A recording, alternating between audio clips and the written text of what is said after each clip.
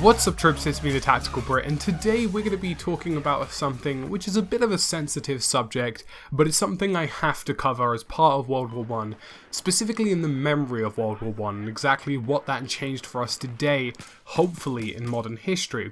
Now today we're going to be discussing the youngest ever soldier in World War I, and I'm going to give you guys lots of facts and statistics about who this person was, what happened to them, and where they are now, and even some information about their relatives.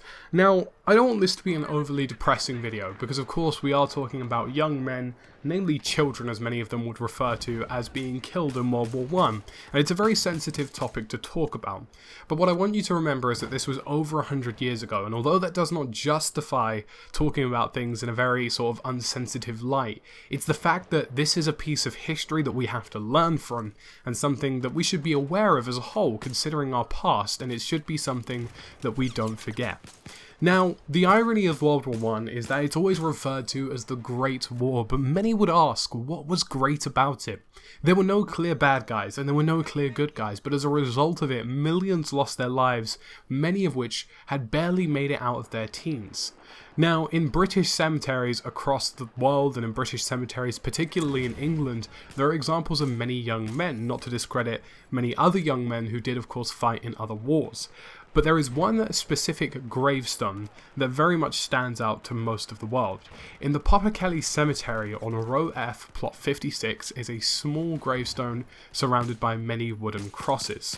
Now these have recently been placed by school children and are placed every single year for Private 6322 John Condon, aged 14. Now, Private Condon is one of thousands of people who lied about their age to fight for their country, and to history now is the youngest ever soldier recorded to die in the war. He was killed in the Second Battle of Ypres, less than 10 miles away from when Germans used poisonous gas and poisonous chlorine gas for the first ever time. Now, he was in a trench at the time and was surrounded by the cloud of yellow gas, which also was the main cause for his death, alongside the advancing German troops behind it.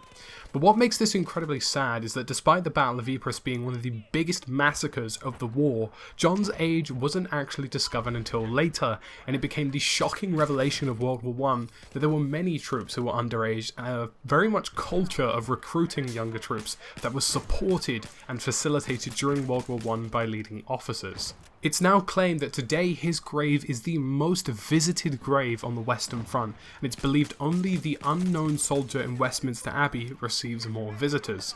The boy soldier claimed that he was 18 when he first signed up from Waterford in Ireland 2 years before. He was actually a prepubescent 12-year-old at the time. Now many of you may be wondering, how is it that a 12-year-old managed to sign up to join a war? Now this was a very rash act of what many would call nationalistic bravery during a time where a country very much lost its standards. At the outbreak of the war, the German army was 3 million men stronger than the British army, and all of a sudden a massive campaign was launched for volunteers, and it was estimated that over 250,000 people aged under the age of 19, which was the legal limit for armed services overseas, signed up. There was a demand that recruiting sergeants turned a blind eye to teenagers who were too young to fight, and they would even tell them to come back at a later point. And we're talking about weeks here and days, not months and years, if they actually gave an honest answer about their age. So society and the military pressure at this time very much facilitated the action of younger soldiers, but there are a few other factors as well. Now this was an era when nobody had birth certificates, and it was very easy to lie about your age without them being able to pull up official documentation about what your age actually was. And the recruiting sergeants at this time were even being paid roughly 2 shillings and a sixpence for every new recruit that they signed on, and it was unlikely that they would turn any away despite them being too young. Now this nationalistic sense of pride actually went through the country very quickly, and parades and towns had suddenly become engulfed in an enthusiasm to fight in the war, and as such, many boys thought that it would be good to sign up and help their country and felt that they were doing their duty. If they were turned down from a single regiment, they could even sign up to another regiment, and the only requirement they had to pass was being taller than 5'3", so no tall teenagers would have trouble doing their bit, and bearing in mind all of these were boys, it was very likely that most of them would be above 5'3" anyways. In 1916, an act called the Conscription was introduced that basically turned the tide of underage soldiers heading to the Western Front, and this was the turnaround of the culture that led to many young soldiers going into battle. And it was the realization that many children who were too small or too young to fight in the war were actually on the Western Front. And in that same year, the War Office agreed that parents could demand the return of their children if they could prove their children were underage. So essentially, by 1916, there was an entire culture surrounding using children in war that was very much facilitated by governments, and the general recruitment drive for children as a whole was quite massive. Now, nearly 60,000 troops died in the Second Battle of Ypres, which was a 2-month period of time, and every graveyard since then in the area of Popecel is actually immaculately maintained by the Commonwealth Graves Commission, which is the CWGC, and they were given huge plots of land by the French and Belgian governments after armistice on November 11th, 1918. It's incredibly sad to think about the fact that many children died as a result of World War I. But what's even more saddening and more shocking is that the reason that John signed up was due to the fact that he was living in poverty. Now, he officially signed up and said that he was born in 1895, and he was mobilized with a reserve battalion in Ireland until he was officially the age of 19 because his officers were aware that he wasn't even the correct age. But either way, he still eventually found his way out onto the Western Front, and his parents actually thought he was still at the barracks until they received a letter from the War Office informing them of their son's death. And some experts claim that he was actually aged 18, but the Commonwealth's Graves Commission very much believe that he was 14, and have conducted some tests since then which they believe confirms his age. Now, last year there was even a memorial held for the youngest ever soldier in World War I, which was actually attended by his nephew, so he does have a living relative called John Condon.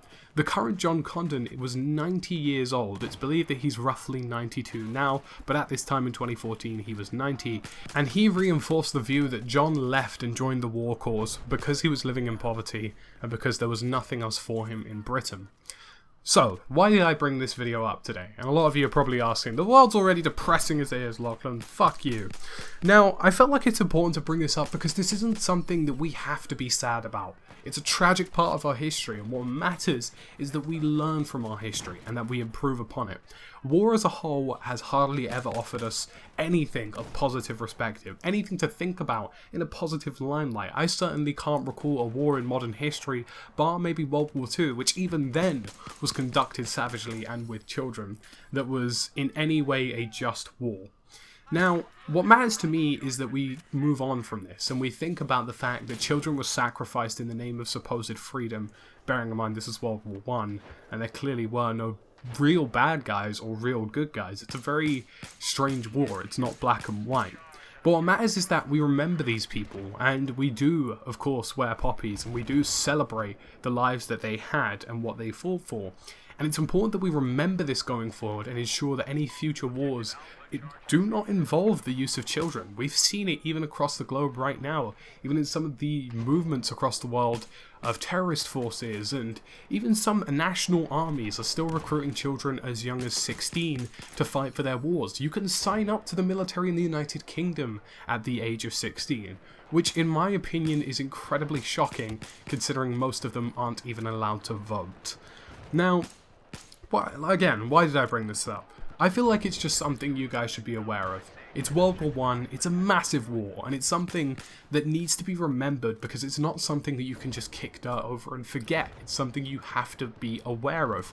And although it may seem a little bit insensitive to be playing Battlefield in the background and talking about World War I in a historic limelight as if it was something to be remembered, I genuinely do intend this to be something that you just think about and remember that no matter how crappy the world can seem right now, there is a way that we can learn from our history and stop it repeating again. So that's just a little bit of food for thought, and I hope you enjoyed this video today, guys. It's been me, TheTacticalBrit. If you have any potential stories or ideas you want me to cover down below, please do list it.